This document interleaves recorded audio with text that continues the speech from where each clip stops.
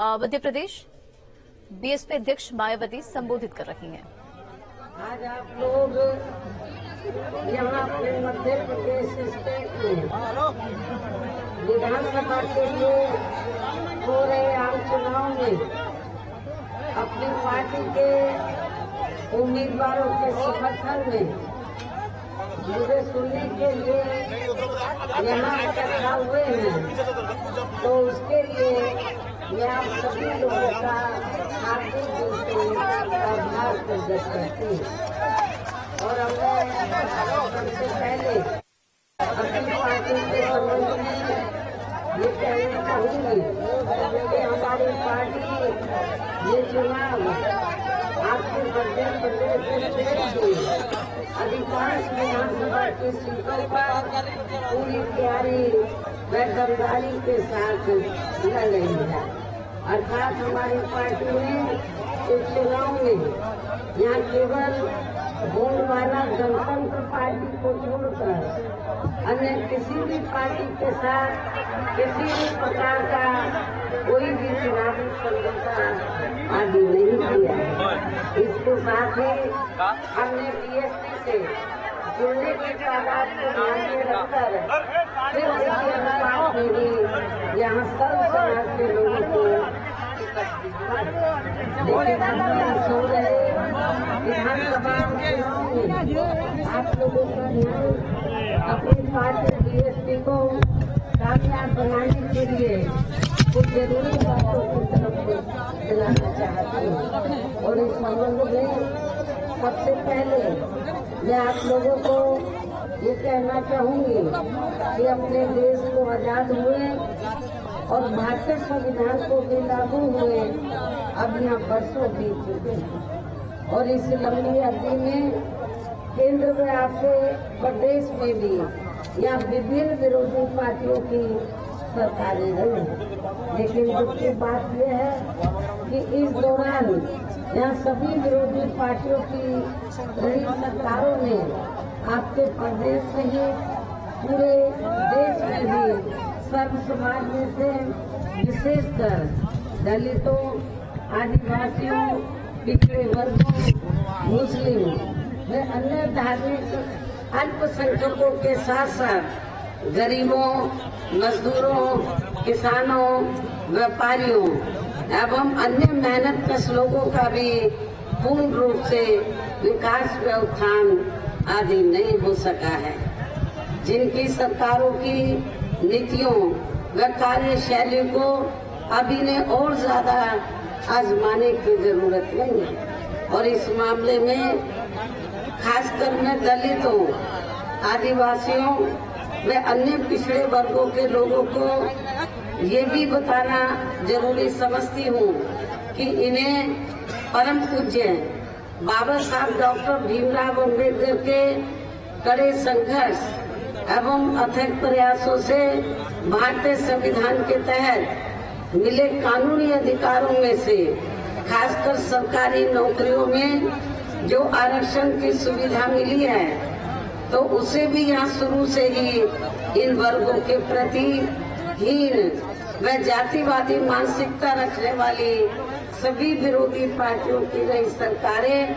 प्रभावहीन बनाने में तथा इसे अब धीरे धीरे खत्म करने की भी पूरी कोशिश में लगी हुई है। यही मुख्य वजह है कि देश में आजादी के बाद व शुरू में केंद्र में अधिकांश राज्यों में भी काफी लंबे समय तक सत्ता में आसीन रही कांग्रेस पार्टी ने और अब पिछले कुछ वर्षों से केंद्र एवं काफी राज्यों में भी बीजेपी व अन्य विरोधी पार्टियों की रही सरकारों ने इनका यह आरक्षण का कोटा अभी तक भी पूरा नहीं किया है। पदोन्नति में आरक्षण को तो इन्होंने मान्य कोर्ट की आड़ में काफी हद तक खत्म ही कर दिया है। और इस मामले में लगभग यही खराब स्थिति हमें यहाँ आपके मध्य प्रदेश स्टेट में भी देखने के लिए मिल रही है। इसके साथ ही अब इन वर्गों के लोगों को प्राइवेट सेक्टर में आरक्षण दिए जाने की व्यवस्था किए बिना ही केंद्र व राज्यों में भी ज्यादातर सरकारी कार्य यहाँ प्राइवेट सेक्टर के जरिए देश के अधिकांश बड़े बड़े पूंजीपतियों व धन्ना सेठों को ही दिए जा रहे हैं, जिसके कारण अब पूरे देश में इन वर्गों के लोगों को आरक्षण का बहुत कम ही लाभ मिल पा रहा है और इससे अब पूरे देश में दलितों व आदिवासियों के साथ साथ अन्य पिछड़े वर्गों को भी काफी ज्यादा नुकसान हो रहा है, जबकि अन्य पिछड़े वर्गों के लोगों को ये भी मालूम होना चाहिए कि इन्हें जो आरक्षण की सुविधा मिली है, अति पिछड़े वर्ग के लोगों को ये देन कांग्रेस पार्टी की नहीं है, बीजेपी एंड कंपनी के लोगों की नहीं है, बल्कि बहुजन समाज पार्टी की है। आप लोगों को मैं ये याद दिलाना चाहती हूँ कि जो अति पिछड़े वर्ग के लोग हैं, इनको SC ST की तरह आरक्षण दिलाने के लिए हमारे लोगों ने बहुत पहल की, पार्टी ने बहुत पहल की। मंडल कमीशन की रिपोर्ट आई इसको लेकर, केंद्र में कांग्रेस पावर में थी, लेकिन कांग्रेस ने इसे लागू नहीं किया। आज जो कांग्रेस पार्टी के नेता ये बढ़ चढ़ के बात कर रहे हैं कि जातीय जनगणना होनी चाहिए, किस मुंह से ये लोग जातीय जनगणना की बात कर रहे हैं? जिन्होंने अति पिछड़े वर्ग के लोगों को आरक्षण नहीं दिया, मंडल कमीशन की रिपोर्ट लागू नहीं की, तो वो जातीय समीकरण को जातीय जनगणना की जो बात कर रहे हैं वो केवल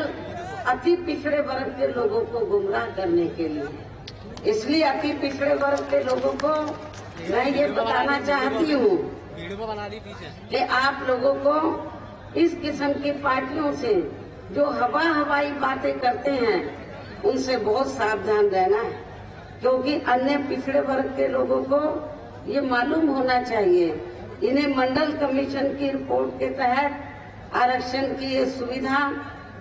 केंद्र में कांग्रेस पार्टी की रही सरकार में नहीं मिली है, बल्कि बीएसपी के कड़े संघर्ष एवं अथक प्रयासों से ही केंद्र में रही श्री बीपी सिंह की सरकार में इन्हें ये सुविधा मिली है, जिसका अब यहाँ जातिवादी विरोधी पार्टियों की सरकारें इन्हें पूरा लाभ नहीं दे पा रही हैं। इसके साथ ही श्री बीपी सिंह की सरकार में इन वर्गों के मसीहा परम पूज्य बाबा साहब डॉक्टर भीमराव अम्बेडकर को भी यह भारत रत्न की उपाधि से सम्मानित किया गया है, जिसके लिए वो हर प्रकार से पात्र भी थे, जो बहुत पहले ही इनको ये सम्मान मिल जाना चाहिए था, जिसके लिए विशेषकर कांग्रेस पार्टी प्रमुख तौर से जिम्मेवार व कसूरवार भी है। इससे इन वर्गों के प्रति इस पार्टी की हीन व जातिवादी मानसिकता साफ झलकती है, जिसने फिर इनके कारमा को, यानी कि जिस कांग्रेस पार्टी ने फिर इनके कारमा को आगे बढ़ाने वाले व हर मामले में समर्पित व्यक्तित्व मान्यवर श्री कांशीराम जी के देहांत होने पर केंद्र में रही इसी कांग्रेस पार्टी की सरकार के चलते एक दिन का भी